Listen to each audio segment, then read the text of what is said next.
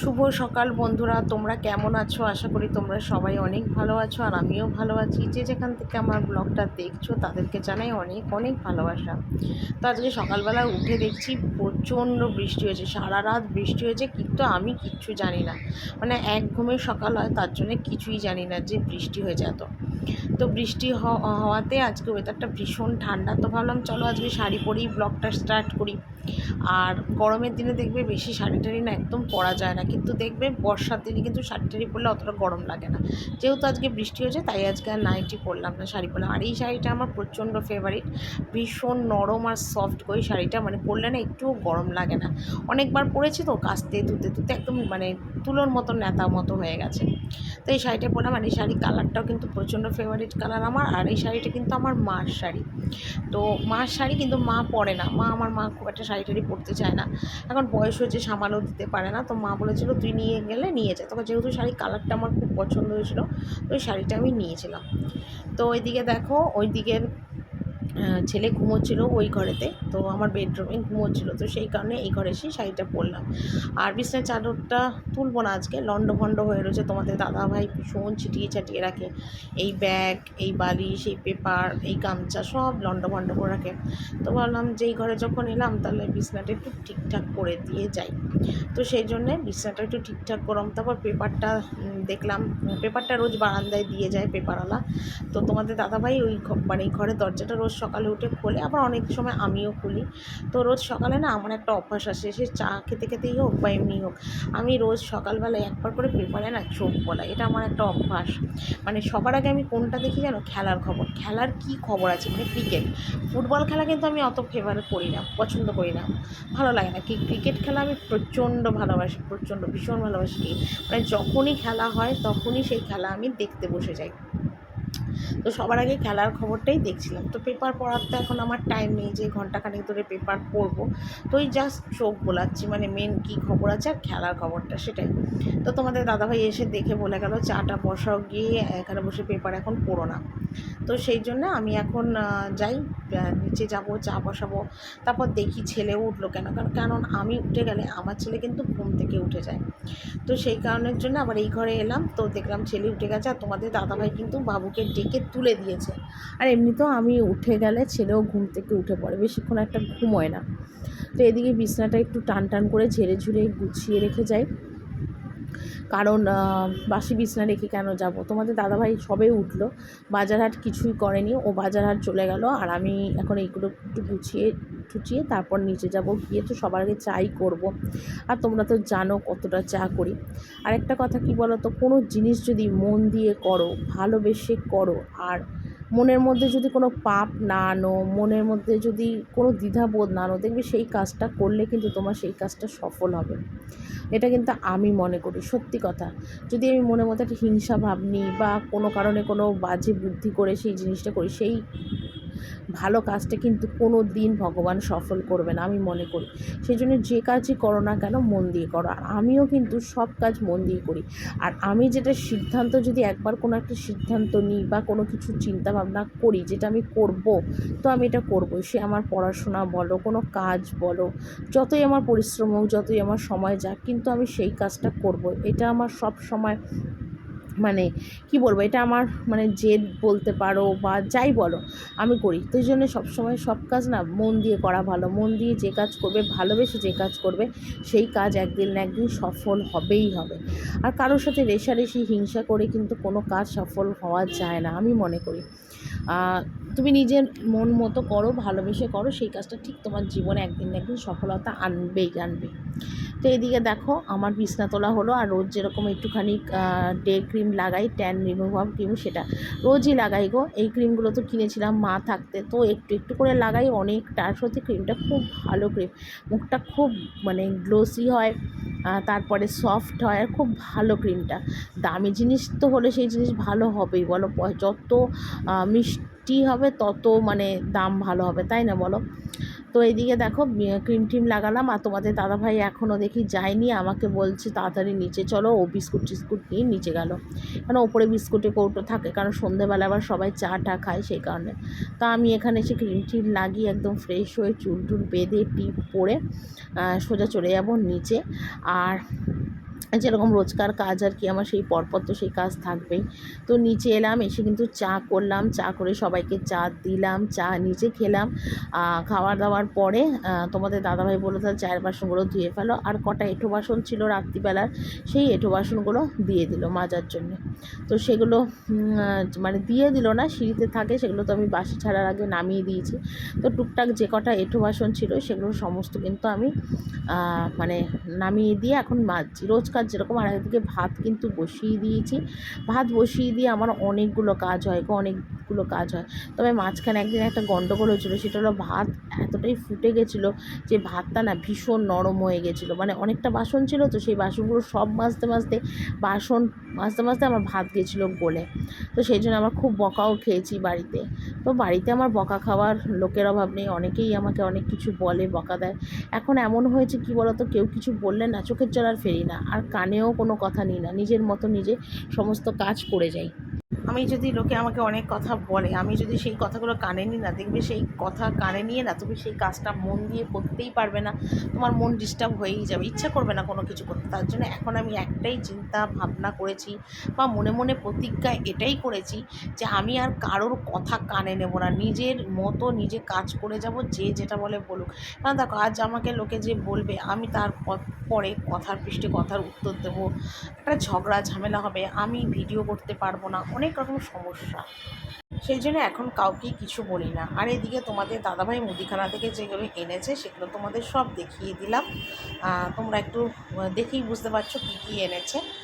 আর এদিকে আমি দেখো কেটে নিয়েছি চাকচাক করে আলু ভাজা আর বেগুন ভাজা, জলে ধুয়ে নুন হলুদ চিনি সব মাখিয়ে নিয়েছি। এটা বেগুন ভাজবো আর চাকচাক করে আলু ভাজবো। এখানে কুমড়ো কেটেছি ডুমো ডুমো করে, কুমড়ো ভাজা হবে আর কি। কুমড়ো ভাজা খেতে তো দারুণ লাগে, আমার তো ভীষণ ভালো লাগে কালো জিরে কাঁচা লঙ্কা ফোড়ন দিয়ে কুমড়ো ভাজা খেতে। পেঁয়াজ দিয়েও কুমড়ো ভাজাটা খেতে খুব ভালো লাগে, ডাল দিয়ে দারুণ লাগে খেতে। তো এগুলো সব কেটে কুটে একদম গুছিয়ে নিলাম। তো এইমাত্র আমার রান্না কমপ্লিট হলো, ঠিক আছে, তোমাদের একটু দেখিয়ে দিই, ঠিক আছে। লাস্টে আবার পটল আর আলু কেটেছি, পটল আলু দিয়ে পোস্ত পটল হবে বলে, তো সেটা তোমাদের কাটাটা না দেখানো হয়নি, ঠিক আছে। খিচুড়ি করেছি, ভাতও হয়েছে, তো তোমাদের একবার আমি কী কী রান্না হয়েছে একটুখানি দেখিয়ে দিই, ঠিক আছে। তোমাদের একবার রান্নাটা দেখিয়ে দিই। এখানে করেছি দেখো ভাত আর আলু সিদ্ধ, এখানে করেছি খিচুড়ি, ঠিক আছে, আলু দিয়েই করেছি খিচুড়ি। এখানে দেখো কুমড়ো কালো জিরে ফোড়ন কাঁচা লঙ্কা ফোড়ন দিয়ে ভেজেছি একটা, আর একটা হলো প্লেন কুমড়ো ভাজা আর আলু আলু ভাজা। আর এখানে দেখো বেগুন ভেজেছি, খিচুড়ির সাথে তো বেগুন ভাজাটা বেশ ভালো লাগে। আর এটার মধ্যে আছে পাঁপড় ভাজা, আর এটা হলো পটল আলু পোস্ত, ঠিক আছে। এই হলো আমার আজকে রান্না। রান্না সারার পরেও যেন আমার কাজ আর শেষ হয় না, রান্না বান্না সারলাম, টুকটাক বাসন ছিল সেগুলো মাজলাম। আর তারপর এখন চিন্তা করলাম চলো ফ্রিজটা একবার মুছি। তোমরা তো জানোই যে আমি সপ্তাহে সপ্তাহে ফ্রিজ মুছি, আবার কোনো সময় 4-5 দিন অন্তর অন্তর ফ্রিজ মুছি, কোনো ঠিক নেই। আর আমি পরিষ্কারের মধ্যে পরিষ্কারটা করে নিতে চাই, তাহলে নোংরাটাও না খুব বেশি হয় না। তো ফ্রিজ মুছবো, তারপর গ্যাসটা একটু মোছা বাকি আছে, যদিও নিরামিষ রান্না কোনো অসুবিধে নেই। নিরামিষ রান্নায় দেখবি গ্যাস ট্যাস না অতটা ময়লা নোংরা হয় না, কিন্তু মাছের দিনে কিন্তু খুব মানে নোংরা হয়। কেন হয় বলতো, আরও মাছের আসতে একটা গন্ধ থাকে, আর মাছের গ্যাস দেখবে ভালো করে সাবান টাবান দিয়ে না মুছলে কিন্তু টিকিটটা পরিষ্কার হয় না। তো এখানে গ্যাস মুছছি, তারপরে উপরে যাব, চান করবো, অনেকগুলো কাজই আছে, রোজ সকাল থেকে প্রচুর কাজ থাকে। তোমরা তো জানোই কাজের আমার কোনো মানে শেষ নেই, প্রচুর কাজ থাকে, সেগুলো করি। এক এক সময় না মানে নিজের প্রতি নিজের না প্রচণ্ড রাগ হয়, প্রচণ্ড রাগ যে আমি কী করছি জীবনে, তো কিছুই করে আর উঠতে পারলাম না, শুধু কাজ আর কাজ। এত কাজ করি, এত সংসারটাকে আমি ভালোবাসি, কিন্তু দেখো আমাকে কিন্তু কেউ ভালোবাসে না, আমার কথা কেউ চিন্তা করে না। যে মানুষটা সংসারের জন্য এতটা করে, এতটা ভালোবাসে, কিন্তু দেখো কেউ কিন্তু আমার কথা চিন্তা করে না, আমি কি চাই, আমার কি ভালো লাগে, আমি কি ভালোবাসি, কেউ চিন্তা করে না। কিন্তু আমি কিন্তু সবার চিন্তা করি বা সবার মন মতো চলার চেষ্টা করি, কে কী ভালোবাসে, কে কী খায়, সেটা আমি চিন্তা করি, কিন্তু আমার কথা কিন্তু কেউ সত্যি কথা চিন্তা করে না।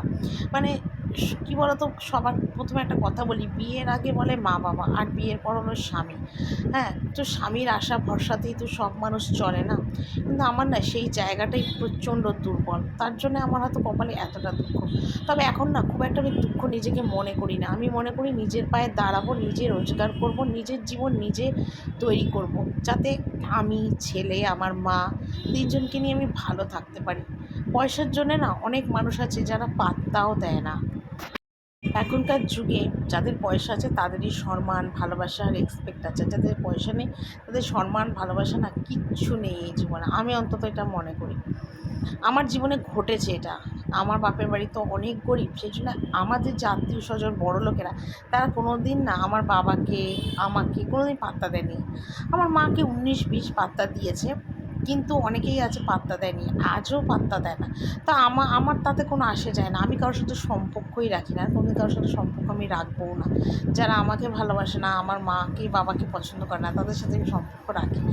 আমার কোনো আসেই যায় না, আমি নিজের মতো নিজে থাকি সব সময়, মানে চলি। এখন আগের যে মানুষটা আমি ছিলাম, সত্যি আমি এখন চিন্তা করি যে আগে আমি কত সরল সোজা ছিলাম, মানুষের কথা কত বিশ্বাস করতাম, কত ভরসা করতাম। এখন এমন একটা মেন্টালিটি তৈরি হয়েছে, এখন আমি কারোর কথাই বিশ্বাস করি না। আমার মনে হয় কি, সবাই বোধহয় খারাপ, সবাই মনে হয় আমার ক্ষতি চায়, আমার সংসার, আমার মা, মানে মা, সন্তান সবার ক্ষতি চায়, এরকম এখন একটা মেন্টালিটি তৈরি হয়ে গেছে যে না, আমি কারোর কথাই বিশ্বাস করবো না, যেটা নিজে ভালো মনে করব সেটাই আমি করব, তাতে যে ভালো বলে ভালো, খারাপ বললে খারাপ। তো দেখো নিচের সমস্ত কাজ সেরে ওপরে এলাম, আর উপরে এসে না 5-10 মিনিট একটু বসেছিলাম। মানে খুব মানে গরম লাগছিলো, একটু ক্লান্ত লাগছিলো, সেই কারণে তো এসে দেখলাম জামা কাপড়গুলো সব মোটামুটি শুকিয়ে গেছে। তো সেগুলো দেখো ঝপাঝপ তুলছি, কেননা এগুলো না তুললে না আবার ঘর মুছবো, তখন কী হয় বলতো, সব গায়ের মধ্যে লাগে। তো সেই জন্য না এগুলো এখন সব তুলে নিচ্ছি, শুকিয়ে গেছে। সকালবেলা মানে সারা রাত বৃষ্টি হলো, বেলার দিকে একটু হালকা হালকা না রোদের আভা দেখা গেছিলো, তো একটু গরম গরম ভাব আছে। আর যতই বৃষ্টি হোক না কেন, গরম কিন্তু একটুও কম নেই, গরম কিন্তু বেশ ভালো আছে। তো সেই কারণের জন্যে কিন্তু আমি মানে শুকিয়ে গেছে, মোটামুটি সব জামাকাপড় শুকিয়ে গেছে। ওই প্যান্ট ট্যান্টগুলো একটু ভেজা আছে ছেলের, সেগুলো একটু ওলট পালট করে দিলাম। আর আজকে না আর বিছনার চাদরটা তো কিচ্ছু তুলবো না, কারণ বিছনার চাদরটা আমার পরিষ্কার আছে। আর সত্যি কথা বলতে কী বলতো, বৃষ্টির দিনে না জামা কাপড় শুকোনো, মেলা, তোলা একটা বিশাল বড় ঝামেলা। কিছু জামা কাপড় শুকোতে চায় না, 10 বার করে ওলট পালট করতে হয়। এই করতে করতে না সত্যি অনেকটা সময়ও কেটে যায়। তো আজকে বিছানার চাদর টাদর কিছুই তুলবো না, যেগুলো শুকোচ্ছে দেখো সেগুলো তুললাম, আর যেগুলো ভেজা সেগুলো উলট পালট করে দিলাম। তবে আজকে ইচ্ছা আছে ওই ঘরের ড্রেসিং টেবিল, আলমারি, এগুলো টুকটাকগুলো না একটু মোছামুছি করার। মোছামুছি বলতে কী বলতো, হাতে হাতে যখন আমি পারি, সময় সুযোগ, তখনই কিন্তু আমি সব মুছে নিই।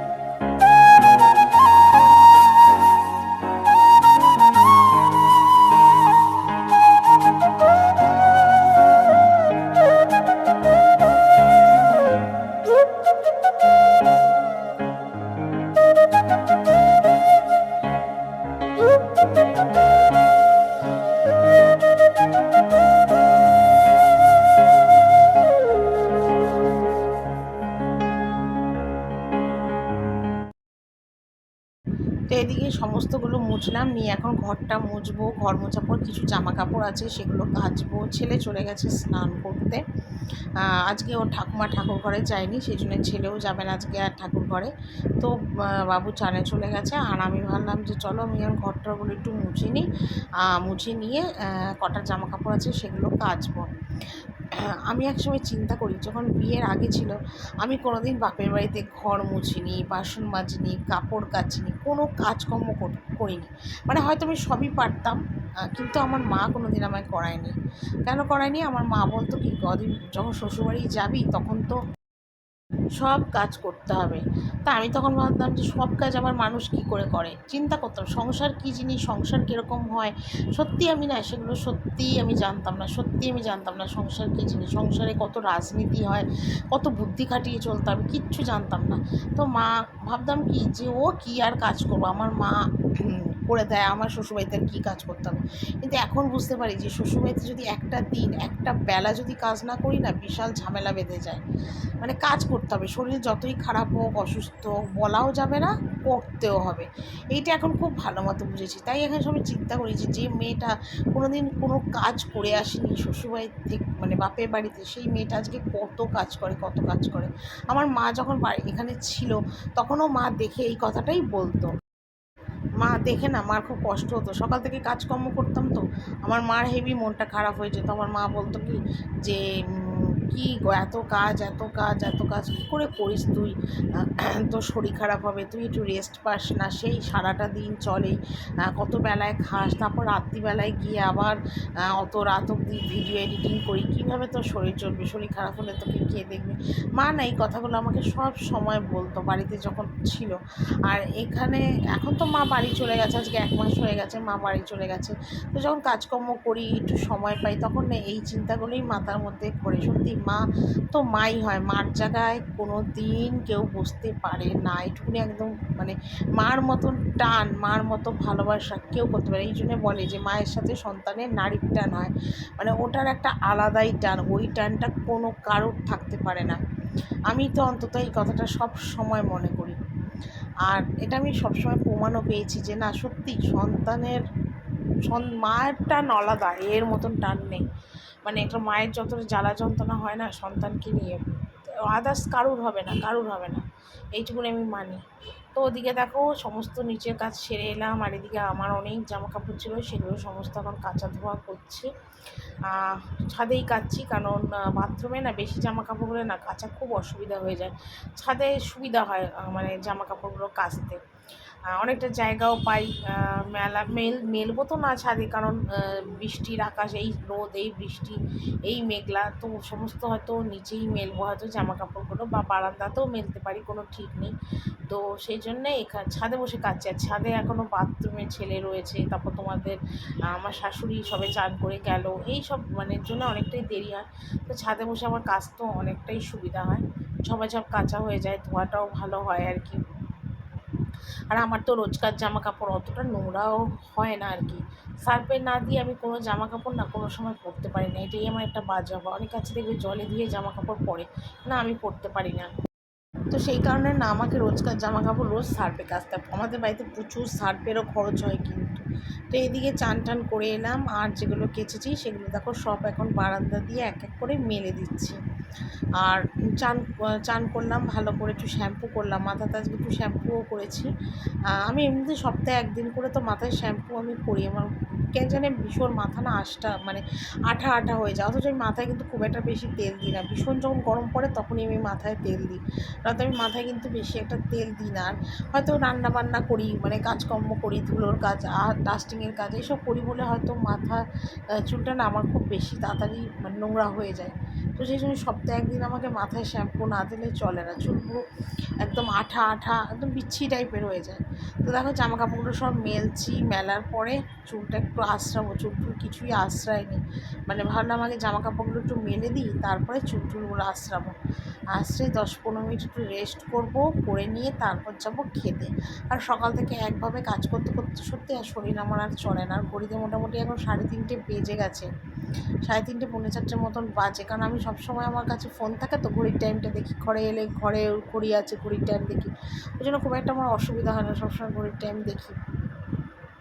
তো এদিকে চলো আজকের মতন ভিডিওটা এখানেই শেষ করব। আর কি বলবো, যা চুলগুলো বাঁধা আঁচড়াবো এইটুকুনি তো বাকি রয়েছে। তো সকাল থেকে কিভাবে কাজ করতে করতে সারাটা দিন কেটে যায় জানি না। আর সত্যি মানে অনেক দম নিয়ে অনেক পরিশ্রম করে একটা করে আমি ভিডিও বানাই। প্লিজ তোমরা একটা কথা বলি, তোমরা আমার ভিডিওটা অবশ্যই দেখো। হয়তো এই কথাটা প্রথমে বললে তোমরা ভাবতে যে প্রথম স্টার্টিংয়েই বলছে ভিডিও দেখার কথা, সাপোর্ট করার কথা। সেই জন্য সমস্ত ভিডিওটার শেষেতেই কিন্তু কথাটা আমি বলছি। তোমরা কিন্তু আমাকে অনেক করে সাপোর্ট করো, ভালোবেসো, কারণ তোমাদের ভালোবাসার সাপোর্টেই কিন্তু আমাকে অনেক ওপরে তুলবে। কেননা আমাকে তো আমার ফ্যামিলির লোক আজ কেউ সাপোর্ট করলো না, তোমরাই আমাকে সাপোর্ট করো। তোমাদের সাপোর্টের আশাতেই আমি বসে আছি। তো সেই জন্যে আর প্রথমে বললাম না, এখনই বললাম জামা কাপড়গুলো মেললাম, আর মেলে দেখো চুলটা একটু আঁচড়াবো। আমার আবার চুল বেঁচে থাকলে ভীষণ মাথার যন্ত্রণা করে, সেই জন্য চুলটা আমি চানের পরে সবসময় আগে আঁচড়াই। আর যখন চুল আঁচড়াই মার কথা অনেক মনে পড়ে, কারণ মা যখন এখানে ছিল না চিরুনি বসেই থাকতো, মেয়ে কখন স্নান করে আসবে, মেয়ের চুলটা আঁচড়ে দেবো, এটা সবসময় খুব মিস করি।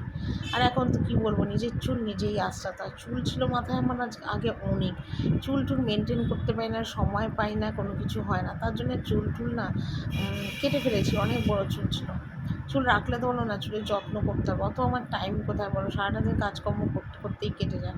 তো সেই কারণের জন্য তাড়াতাড়ি করে মানে অনেক অল্পতেই আমি চুল কেটে ফেলি। তো চলো বন্ধুরা, আজকের ভিডিওটা এখানেই শেষ করছি। কালকে একটা সুন্দর আর নতুন ব্লগ নিয়ে চলে আসবো। টাটা।